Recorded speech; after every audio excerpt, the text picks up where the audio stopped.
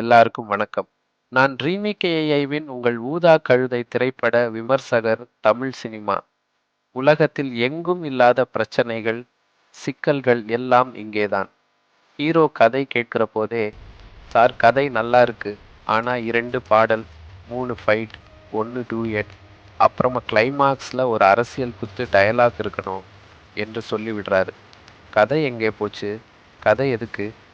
Hero style, hero intro தான் முக்கியம்.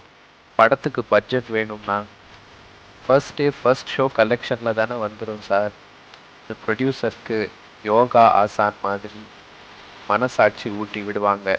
அதுவும் இல்லை என்றா ஓடிடி வந்தாச்சே, ஹீரோ படம் ஃப்ளோப் ஆயிடுச்சா, இது ஓடாத படம் இல்லை சார், ஓடிடி பாக்ஸ் ஆஃபீஸ்னு சொல்லி தூங்குறாங்க.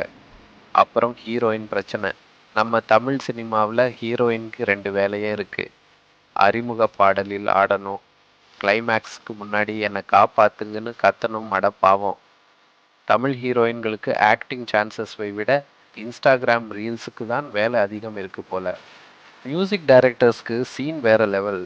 ஒரே பாடலை 5 லாங்குவேஜில் ரீமிக்ஸ் பண்ணி டைட்டில் மட்டும் மாறிச்சா போதும். ஆடியன்ஸ்க்கும் ஒரு ஃபீல், ப்ரொடியூசருக்கும் ஒரு ஃபீல்.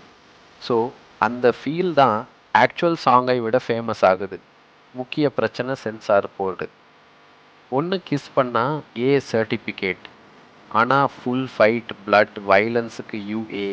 அதுவே சென்சரை பார்த்தா அது காமெடி போர்டு மாதிரி தான்.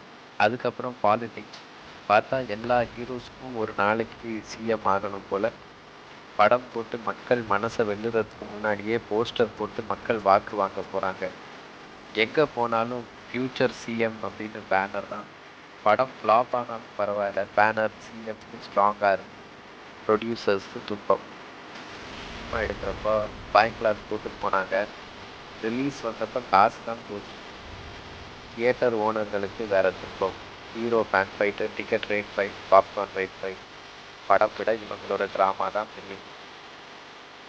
ஆடியன்ஸ் ஆகிட்டாங்க, இவங்க தியேட்டர் வர மாட்டாங்க. ஓடிவியில் படம் வந்தால் தான் பார்ப்பாங்க. அதுவும் 2 நாள் வெயிட் பண்ணுவாங்க.